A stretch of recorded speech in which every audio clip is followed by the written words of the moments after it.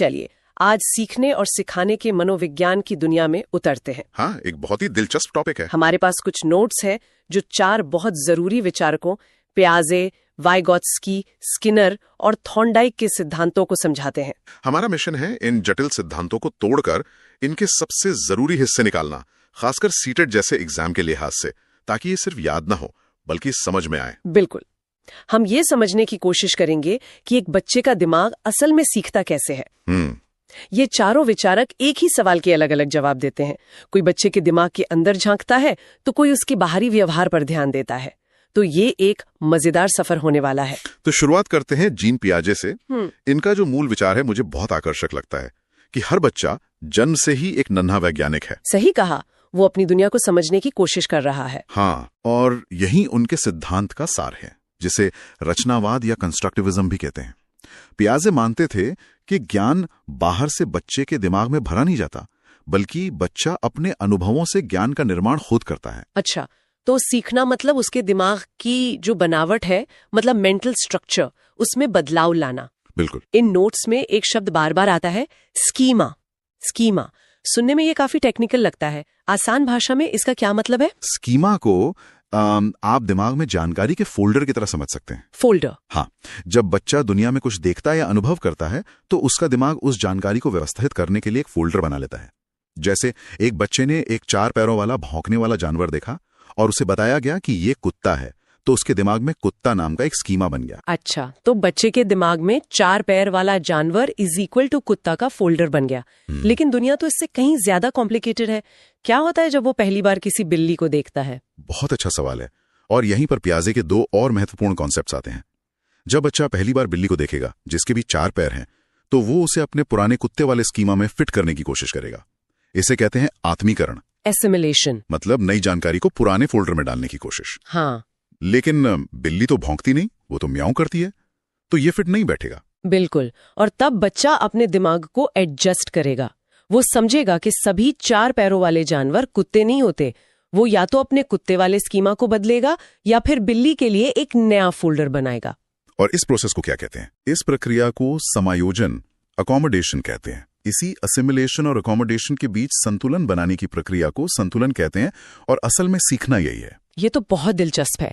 लेकिन एग्जाम के नजरिए से पियाजे के 4 चरण सबसे ज्यादा पूछे जाते हैं। चलिए उन पे आते हैं। हाँ। पहला है संवेदी गत्यात्मक अवस्था। हाँ, संवेदी गत्यात्मक अवस्था जो जन्म से 2 साल तक होती है।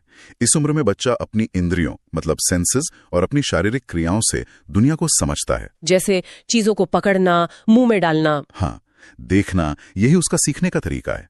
इसी स्टेज के अंत में एक बहुत बड़ी चीज होती है जिसे वस्तु स्थायित्व या ऑब्जेक्ट परमानेंस कहते हैं। मतलब ये समझना कि अगर कोई चीज आंखों के सामने नहीं है तब भी वो मौजूद है। जैसे पीक अब्बू खेलते हुए बच्चे को लगता है कि चेहरा सच में गायब हो गया है। एकदम सही उदाहरण है। बाद में वो समझ जाता है कि चेहरा बस छिपा हुआ है, गायब नहीं हुआ। ठीक है। हम कहते हैं आत्म केंद्रित, मतलब बच्चा ये नहीं समझ पाता कि दूसरे लोग उससे अलग सोच सकते हैं। बिल्कुल, उसे लगता है जो मैं देख रही हूँ वही सब देख रहे हैं। और दूसरी कमी? दूसरी है संरक्षण या कॉन्जर्वेशन की समझ का ना होना। वो क्लासिक उदाहरण है ना, जहां एक चौड़े ग्लास का पानी एक लंबे और पतले ग्लास में डाल दो तो बच्चे को लगता है कि पानी ज्यादा हो गया है। हाँ, जबकि पानी उतना ही है। यही कमी अगली स्टेज में दूर होती है, जो है मूर्त संक्रियात्मक अवस्था। सही, कॉन्क्रीट ऑपरेशनल स्टेज 7 से 11 साल तक। अब बच्चा तार्किक, मतलब लॉजिकल रूप से सोचना शुरू कर देता है, लेकिन सिर्फ उन चीजों के बारे में जो ठोस हैं, जिन्हें वो देख और छू सकता है। तो अब वो कॉन्जर्वेशन समझने लगता है। हाँ, अब वो समझ जाता है। और आखिरी चरण है औपचारिक संक्रियात्मक अवस्था, फॉर्मल ऑपरेशनल स्टेज, 11 साल के बाद। जी, इसमें सबसे बड़ा बदलाव है अमूर्त चिंतन, यानी एब्स्ट्रैक्ट थिंकिंग का विकास। अब बच्चा सिर्फ ठोस चीजों के बारे में नहीं, बल्कि आइडियाज, हाइपोथेसिस और सिद्धांतों के बारे में भी सोच सकता है।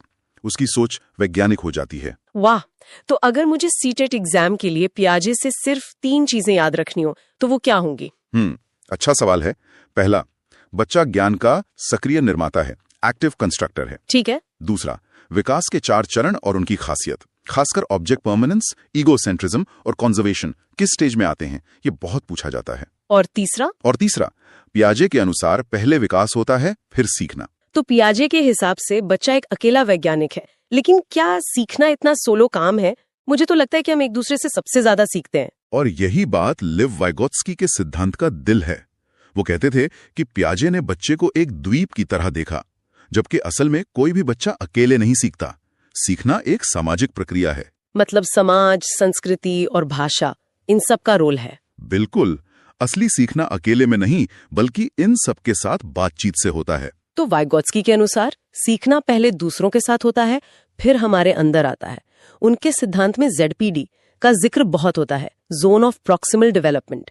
ये क्या है? ZPD को आप सीखने का जादुई दायरा कह सकते हैं। जादुई दायरा? हाँ, कल्पना कीजिए 3 सर्कल हैं। सबसे अंदर वाले सर्कल में वो काम है जो बच्चा अकेले कर सकता है। सबसे बाहर वाले में वो काम जो वो मदद से भी नहीं कर सकता। और इन दोनों के बीच का जो क्षेत्र है वही ZPD है। अच्छा। यानी वो काम जो बच्चा अकेले तो नहीं कर सकता, लेकिन किसी बड़े शिक्षक या अपने से ज्यादा जानने वाले दोस्त की मदद से कर सकता है। वाइगोत्स्की कहते हैं कि असली टीचिंग इसी ZPD में होनी चाहिए। और जो मदद दी जाती है उसे ही स्कैफोल्डिंग कहते हैं, है ना? हाँ। जैसे साइकिल सीखते समय कोई पीछे से पकड़ता है, हाँ। और जब हम सीख जाते हैं तो वो हाथ हटा लेता है। बिल्कुल सही एनालॉजी है। स्कैफोल्डिंग एक अस्थायी मदद या मचान की तरह है जो बच्चे को तब तक दी जाती है जब तक वो उस काम में माहिर ना हो जाए। ये मदद किसी भी तरह की हो सकती है। हाँ, ये इशारे देना, सवाल पूछना या काम को छोटे हिस्सों में तोड़ना, कुछ भी हो सकता है। जैसे ही बच्चा सीखने लगता है, यह मदद हटा ली जाती है। वाइगोत्स्की ने भाषा को भी बहुत महत्व दिया। पियाजे मानते थे कि सोच भाषा से पहले आती है, लेकिन वाइगोत्स्की के नजरिया अलग था। हाँ, वाइगोत्स्की के लिए भाषा सिर्फ बातचीत का साधन नहीं, बल्कि सोच का एक औजार है। सोच का औजार? आपने देखा होगा छोटे बच्चे कोई काम करते हुए खुद से बातें करते हैं। हाँ, करते हैं। पियाजे इसे ईगोसेंट्रिक स्पीच कहते थे, लेकिन वाइगोत्स्की ने इसे प्राइवेट स्पीच कहा। उनका मानना था कि बच्चा ऐसा करके असल में अपनी सोच को दिशा दे रहा होता है। अच्छा। यही प्राइवेट स्पीच धीरे धीरे हमारे दिमाग के अंदर होने वाली इनर स्पीच या मौन संवाद बन जाती है। तो इस सिद्धांत में शिक्षक की भूमिका एक गाइड या पार्टनर की हो गई, न कि एक बॉस की। बिल्कुल। शिक्षक एक फैसिलिटेटर है जो बच्चों को एक दूसरे के साथ मिलकर सीखने यानी सहयोगात्मक अधिगम के मौके देता है। तो वाइगोत्स्की के लिए 3 शब्द याद रखें: समाज, भाषा और संस्कृति। और 3 कॉन्सेप्ट्स: ZPD, स्कैफोल्डिंग और प्राइवेट स्पीच। एकदम सही। ठीक है। तो पियाजे और वाइगोत्स्की दोनों बच्चे के दिमाग के अंदर क्या चल रहा है इस पर ध्यान दे रहे थे, लेकिन अब हम एक ऐसी दुनिया में जा रहे हैं जो बिल्कुल अलग है। हाँ, अब हम व्यवहारवाद की बात करेंगे। BF स्किनर ने कहा, 1 मिनट, जो दिमाग के अंदर है उसे हम देख नहीं सकते, तो उस पर थ्योरी क्यों बनाएं? चलो सिर्फ उस पर ध्यान दें जो हम देख सकते हैं, यानी व्यवहार। आपने बिल्कुल सही तरीके से इस बदलाव को पकड़ा है। स्किनर का मानना था कि सीखना कुछ और नहीं बल्कि व्यवहार में होने वाला एक बदलाव है, और ये बदलाव उस व्यवहार के परिणाम से नियंत्रित होता है। यहाँ सबसे अहम कॉन्सेप्ट है पुनर्बलन, रीइंफोर्समेंट। हाँ, पुनर्बलन यानी पॉजिटिव रीइंफोर्समेंट और नेगेटिव रीइंफोर्समेंट। यहाँ पर अक्सर बहुत कंफ्यूजन होता है। कई लोग नेगेटिव रीइंफोर्समेंट को सजा समझ लेते हैं। ये सबसे आम गलतफहमी है और इसे साफ करना बहुत जरूरी है। देखिए, रीइंफोर्समेंट का मतलब हमेशा किसी व्यवहार को बढ़ाना या मजबूत करना होता है। हमेशा बढ़ाना। हाँ, पॉजिटिव रीइंफोर्समेंट में हम कुछ अच्छा देते हैं, जैसे बच्चे ने होमवर्क किया तो हमने उसकी तारीफ की या उसे एक चॉकलेट दी। इससे होमवर्क करने का व्यवहार बढ़ेगा। ठीक है। और नेगेटिव रीइंफोर्समेंट? नेगेटिव रीइंफोर्समेंट में हम कुछ बुरा हटा लेते हैं ताकि अच्छा व्यवहार बढ़े। कोई उदाहरण? जैसे एक बच्चे को रोज रात में टीवी देखने से पहले सब्जी खाने के लिए टोका जाता है जो उसे पसंद नहीं है। एक दिन वो बिना टोके सब्जी खा लेता है तो उसे उस दिन टोका नहीं जाता। यहाँ टोकने जैसी बुरी चीज का हटना ही नेगेटिव रीइंफोर्समेंट है। अच्छा, तो वो डांट से बचने के लिए सब्जी खाएगा और धीरे धीरे उसकी आदत बन जाएगी। बिल्कुल। तो दोनों ही मामलों में व्यवहार को बढ़ावा मिल रहा है, जबकि सजा का मकसद व्यवहार को कम करना या दबाना होता है। एकदम सही। सजा व्यवहार को कम करती है, जबकि पुनर्बलन, चाहे पॉजिटिव हो या नेगेटिव, व्यवहार को बढ़ाता है।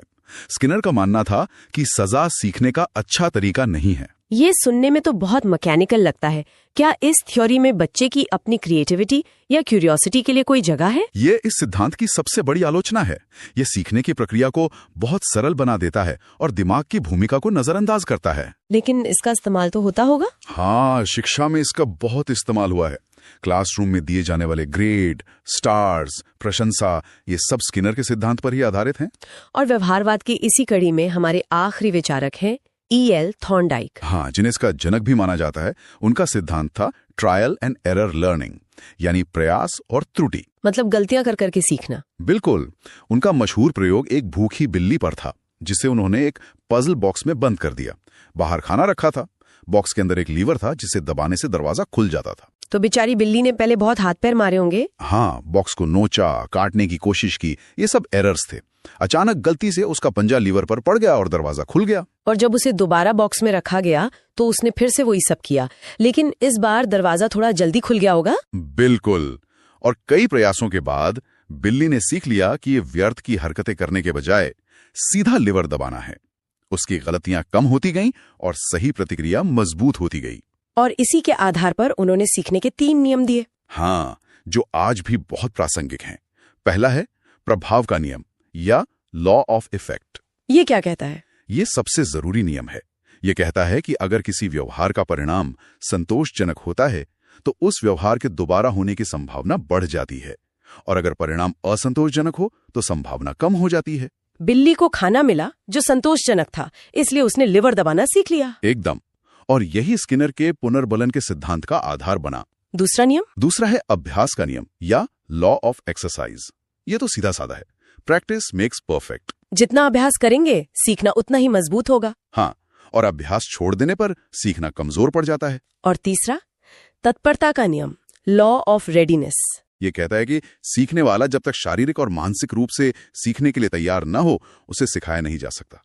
अगर कोई छात्र थका हुआ है या उसका ध्यान कहीं और है, तो आप उसे दुनिया का सबसे अच्छा पाठ भी नहीं पढ़ा सकते। प्रेरणा और तत्परता, ये सीखने की पहली शर्त है। सही कहा। तो आज हमने सीखने के 4 बिल्कुल अलग अलग नजरों को समझा। पियाजे का नन्हा वैज्ञानिक, वाइगॉत्स्की का सामाजिक शिक्षार्थी, स्किनर का व्यवहार केंद्रित शिक्षार्थी और थॉर्नडाइक का प्रयास और त्रुटि वाला शिक्षार्थी। और अगर हम एक कदम पीछे हटकर देखें तो ये सभी सिद्धांत सीखने की एक बड़ी तस्वीर के अलग अलग हिस्से हैं। कोई भी एक अकेला पूरी कहानी नहीं बताता। मतलब कोई दिमाग पर ध्यान देता है, कोई समाज पर, तो कोई व्यवहार पर। बिल्कुल। एक अच्छा शिक्षक असल क्लासरूम में इन सभी का एक मिश्रण इस्तेमाल करता है। वो बच्चे को खुद खोज करने का मौका भी देता है, ग्रुप में काम भी करवाता है और सही व्यवहार पर प्रशंसा भी करता है। बिल्कुल सही। और अंत में श्रोताओं के लिए सोचने के लिए एक सवाल छोड़ते हैं। जरूर। आज की टेक्नोलॉजी से भरे क्लासरूम में जहां ऑनलाइन लर्निंग, गेमिफिकेशन और AI टूल्स का इस्तेमाल हो रहा है, इन चारों में से कौन सा सिद्धांत सबसे ज्यादा प्रासंगिक या उपयोगी